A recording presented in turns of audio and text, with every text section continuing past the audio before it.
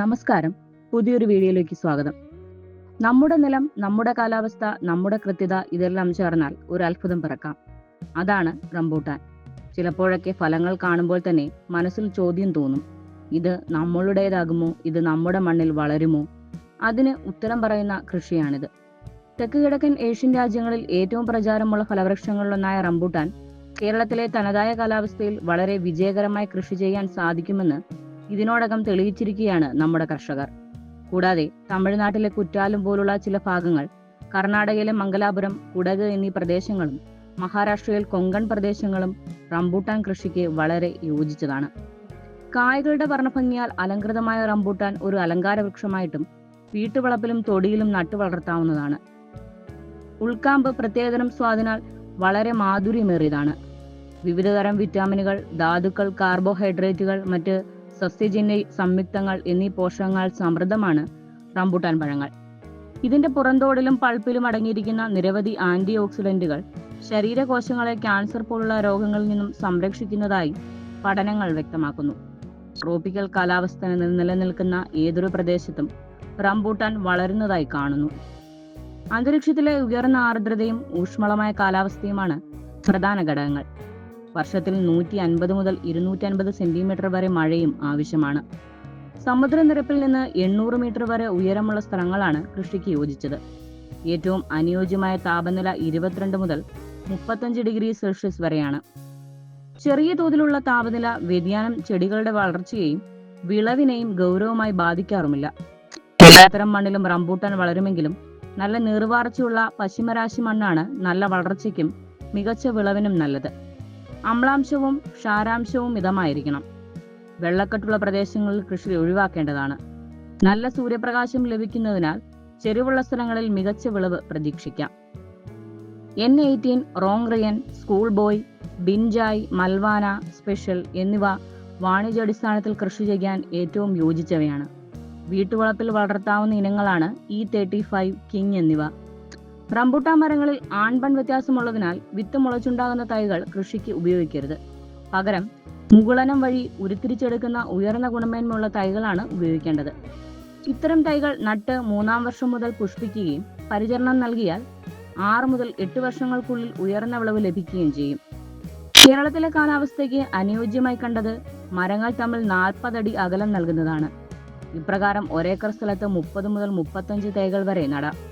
1 metre സമചതുരത്തിലെടുത്ത കുഴിയിൽ മേൽമണ്ണ് 3 കുട്ട trichoderma സമ്പുഷ്ട ചാണകക്കൂട്ട്, 1 kilo rock phosphate എന്നിവ യോജിപ്പിച്ച് നിറയ്ക്കാം.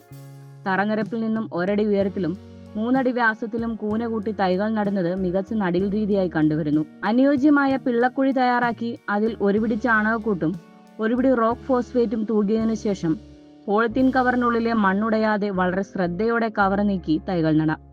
ചെടിക്ക് ചുറ്റുമായി 3 അടി ചുറ്റളവിൽ വൃത്താകൃതിയിൽ തടമെടുക്കുന്നത് നനയ്ക്കുന്നതിനും തുടർന്ന് വളമിടുന്നതിനും സൗകര്യപ്രദമാണ്.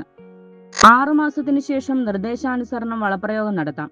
വരണ്ട കാലാവസ്ഥയിൽ ചെടികൾ നന്നായി നനയ്ക്കേണ്ടതാണ്. കീടങ്ങൾ പെരുകി ഫലവൃക്ഷങ്ങളെ രോഗാതുരമാക്കുന്നതിനാൽ കളകൾക്ക് നല്ല പങ്കുള്ളതിനാൽ അവ യഥാസമയം നീക്കം ചെയ്ത് തോട്ടം വൃത്തിയായി സൂക്ഷിക്കേണ്ടതാണ്. റംബൂട്ടാൻ മരങ്ങൾ വളരെ പൊക്കം വെച്ച് വളരാനുള്ള സ്വാഭാവിക പ്രവണതയുള്ളതിനാൽ ചെറുപ്രായത്തിൽ തന്നെ മരങ്ങളെ രൂപപ്പെടുത്തിയെടുക്കേണ്ടതാണ്. ചെടികൾ ഏകദേശം 4 അടി ഉയരമെത്തുമ്പോൾ ശാഖകൾ കരുത്തോടെ മുളയ്ക്കാൻ 2.5 മുതൽ 3 അടി വരെ ഉയരത്തിൽ വെച്ച് മുറിച്ചു നിർത്തണം. 3-4 കരുത്തുള്ള മുളകൾ പല ദിശകളിലേക്ക് വളർന്നു വരുന്നതിനായി ബാക്കിയുള്ള മുളകൾ നുള്ളി നീക്കണം.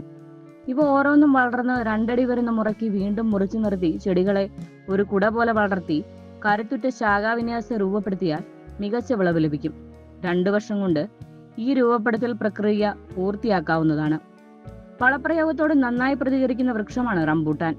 തൈകൾ നട്ട് ആദ്യ നാമ്പുകൾ വന്ന് ഇല മൂത്തതിനു ശേഷം വേണം വളമിടാൻ. 5 കിലോ കാലിവളം അല്ലെങ്കിൽ കമ്പോസ്റ്റ് വിതറി മണ്ണ് കൂട്ടിക്കൊടുക്കുന്നത് നല്ലതാണ്. ഒപ്പം ധാരാളം ഉണങ്ങിയ ഇലകളിട്ട് പുതയിടുന്നതും ഉപകാരികളായ സൂക്ഷ്മജീവികളുടെ സാന്നിധ്യം വർദ്ധിപ്പിക്കുന്ന ജീവാമൃതം പോലുള്ള ലായനികൾ അതിനു മുകളിൽ ഒഴിച്ചു കൊടുക്കുന്നതും വളർച്ചയ്ക്ക് നന്ന്. എല്ലാ മാസവും ചെടികൾക്ക് ജീവാമൃതം കൊടുക്കുന്നത് വരൾച്ചയെ ഒരു പരിധിവരെ അതിജീവിക്കാൻ അവയെ സഹായിക്കും. കാലിവളം ട്രൈക്കോഡെർമ സമ്പുഷ്ടമാക്കുന്നതും ഏറെ പ്രയോജനം ചെയ്യും. വർഷത്തിൽ 3 തവണ NPK 18 കോംപ്ലക്സ് 100 ഗ്രാം വീതം നൽകിയാൽ ചെടികൾ കൂടുതൽ കരുത്തോടെ വളരുകയും ശാഖകളും ഉപശാഖകളും വളർന്ന് തുടർന്നുള്ള വർഷങ്ങളിൽ അഗ്രശാഖകളെ പൂപിടുത്തത്തിന് സജ്ജമാക്കുകയും ചെയ്യും. 6 വർഷത്തിനുമേൽ പ്രായമുള്ള മരങ്ങൾക്ക് 1 കിലോ 18 കോംപ്ലക്സ്, 30 കിലോ ചാണകപ്പൊടി അല്ലെങ്കിൽ കമ്പോസ്റ്റ് എന്നിവ നൽകണം. വിളവെടുപ്പിനെ തുടർന്നുള്ള കമ്പുകോതലിന് ശേഷമാണ് വളമിടേണ്ടത്. ഇപ്രകാരം ഓഗസ്റ്റ് സെപ്റ്റംബർ മാസങ്ങളിൽ മാത്രമാണ് നൈട്രജൻ കലർന്ന സംയുക്ത വളങ്ങൾ നൽകേണ്ടത്. കമ്പുകോതലിന് ശേഷം വളർന്നു വരുന്ന കരുത്തുള്ള ചെറു ശാഖാഗ്രങ്ങളിലാണ് പൂങ്കുലകൾ ഉണ്ടാകുന്നത്. പൂപിടുത്തത്തിന് തൊട്ടു മുൻപ് 300 ഗ്രാം മുതൽ 1 കിലോ വരെ പൊട്ടാഷ് നൽകുന്നത് വളരെ നല്ലതാണെന്ന് കണ്ടുവരുന്നു. വിളവെടുപ്പിന് ഏകദേശം 1 മാസം മുൻപും ഇതേ അളവിൽ പൊട്ടാഷ് നൽകിയാൽ ഗുണമേന്മയുള്ള പഴങ്ങൾ ലഭിക്കാവുന്നതാണ്. ഫെബ്രുവരി മുതൽ ഏപ്രിൽ വരെയാണ് കേരളത്തിൽ റംബൂട്ടാൻ പൂക്കാലം. പൂക്കൾ വരുന്ന അവസരത്തിൽ തന്നെ ചെറിയ മരങ്ങൾക്ക് 25 ഗ്രാമും വലിയ മരങ്ങൾക്ക് 50 ഗ്രാമും ബോറോൺ മണ്ണിൽ ചേർത്ത് കൊടുക്കണം. കായകൾ പയർമണിയുടെ വലിപ്പമാകുമ്പോൾ സ്യൂഡോമോണസ് 10 മില്ലി 1 ലിറ്റർ വെള്ളത്തിൽ ലയിപ്പിച്ച് സ്പ്രേ ചെയ്യുന്നത് ഇരട്ടി ഗുണം ചെയ്യും. രോഗകാരികളായ സൂക്ഷ്മജീവികളെ ശമിപ്പിക്കുന്നതോടൊപ്പം സസ്യജന്യ ഹോർമോണുകൾ കായ്കൾക്ക് ലഭ്യമാക്കുക കൂടി ചെയ്താൽ ഫലങ്ങൾക്ക് ഗുണമേന്മയേറും.